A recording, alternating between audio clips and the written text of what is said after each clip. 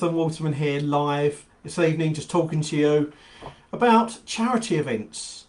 Now, charity events can cover my charity events Toastmaster, coordination, martial ceremonies and my auctioneer service. It's quite extensive. Charity events I'm generally called on by many people to actually do, and I love doing them. It gives me a pleasure to actually do charity events. Now, what I tend to do in my charity events, I tend to donate half of my normal corporate event fee.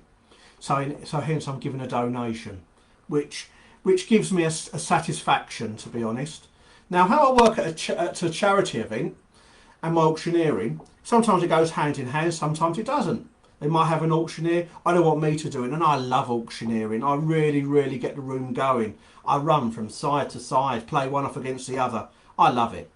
So with a charity event, I tend to work with the clients closely from day one. That's the most important thing. And now, what I tend to do is we do the schedule together. So I'll assist in writing a schedule, making sure that everything runs. Now, when it comes down to fundraising, I've got some lovely ideas, to really try and get some money out of people, basically. Obviously, I know you've got your usual, you've got your heads and tails game. You might have your bingo. You might have a £10 game. There's loads and loads of different things I can do. But it depends on the client. What they want is always a raffle, that type of thing. But taking a step back at the moment, so we'll do the scheduling together, fine tune everything, make sure the suppliers are on the same wavelength, make sure they're going to arrive and set up on time, make sure the caterer's happy with the timings. That's most important. It's making sure that everything and everyone is going to be in the right place at the right time. So I'm coordinating the whole event, basically. That is really important. Now, what will happen is, after that's been done, the schedule would have been done, it would have been approved, so I'll fine tune everything with all the suppliers. That would have been done. On the day, people will arrive. They'll make sure they arrive at the loading bays at the right time. We'll make sure that happens, because sometimes it's all staggered there. They can only come in at certain times. Sometimes it's an open loading bay and people can come in when they want to come in after a certain time, once the venue give access. Because some of the loading bays might be very tricky, might be lifts, might be a small loading area, and it could sometimes it can be proved to be very difficult. So we'll work with all the suppliers on that one. So let's bring it up to the day. All the advanced work has been done, the fine tuning has been done, the suppliers have been spoken to. Let's talk about the day. So on the day, what you'll see at a charity event on the table is a programme. You'll generally have auction prizes, they may list raffle prizes, often they don't. Sponsors of the event. So sponsoring of one of these events is always very good, because people can often donate prizes, they can donate money, different things for the event to run. So the more sponsorship, the more it can go to charity, really, to be honest with you. Because the venues also generally tend to give a charity rate as well to the clients for this sort of thing.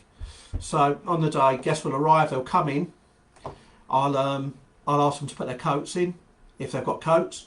They'll have a photo with a photographer. So it might be a group of friends, it might be a family. So they'll have a few photos together.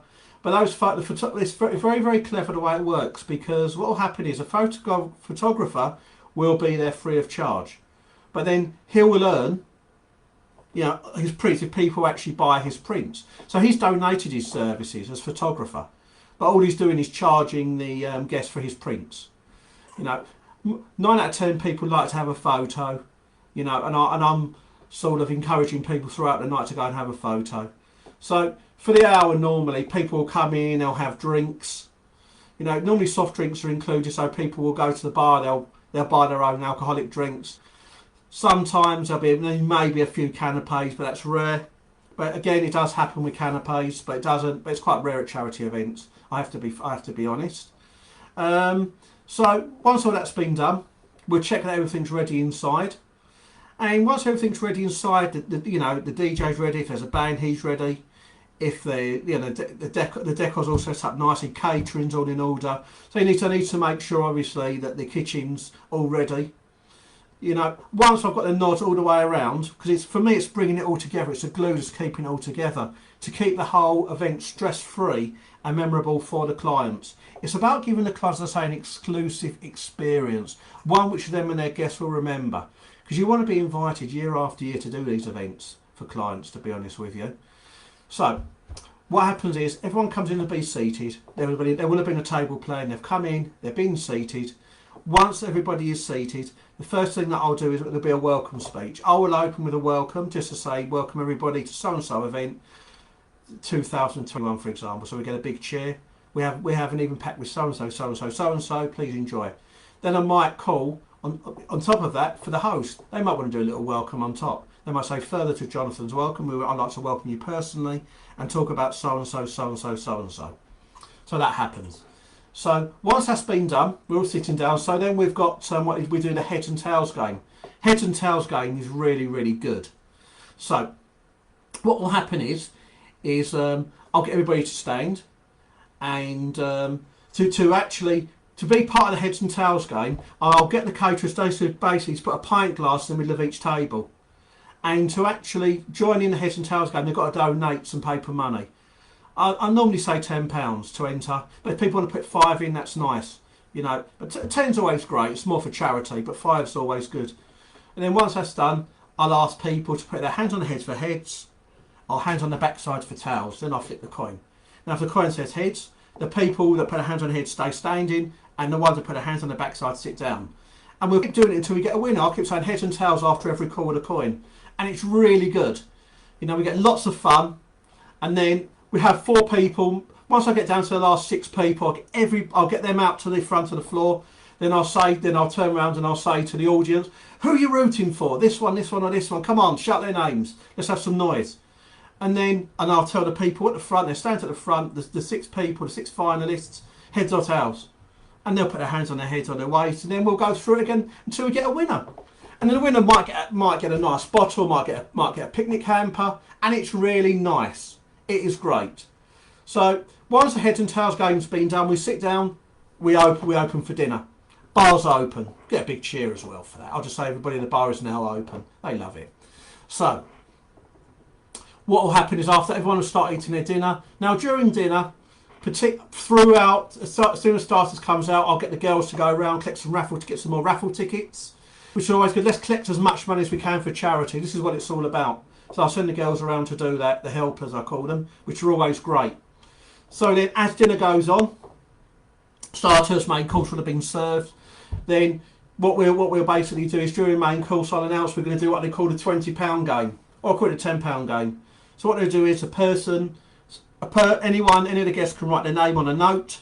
It'll go into a bucket, it'll be collected, and then either myself or the host or whoever really that the host could come and pick up the winner. So the name will be on the note, and that winner will receive, again, it could be a bottle, could be a voucher, could be anything. But before you know it, you've got a huge amount of money going to charity, which is really, really good. I love this. And then, you know, people that eat their main course, they eat desserts. Whilst desserts comes out, there's normally 20, probably maybe 15 raffle prizes on the table. So the girls, by that point, by the time sweets are served, they're all on the tables, we will have had all the money for the raffle in. So I'll make an announcement saying, is there any more people for the raffle? So, and then once that's done, I might call someone over. We'll have some fun.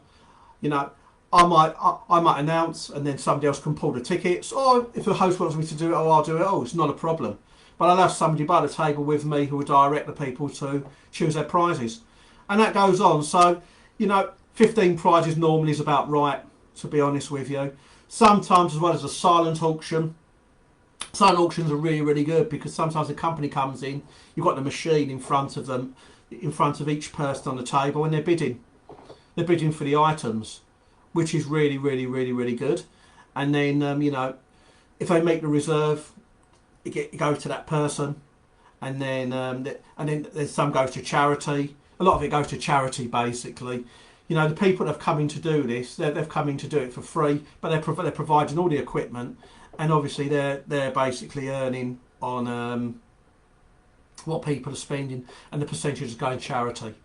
So it's always good. It's always good to find you get some amazing prizes in the live auctions, and then you'll might have a few speeches. You might have a you might have a major speaker, which will come on. Someone from the charity might come on and speak, say a few words. Another keynote speaker might come in. You know, there could be a few different speeches. There could be a dance act, all different things. Everything happens at a charity event. You might have a little karaoke competition where we get 3-4 people up to sing, and you know everyone will will pay £5 to listen, and then basically the winner of the karaoke, after everyone's vote, everyone will put their hands up, and the one who gets the most votes will receive maybe a bottle. So it's good.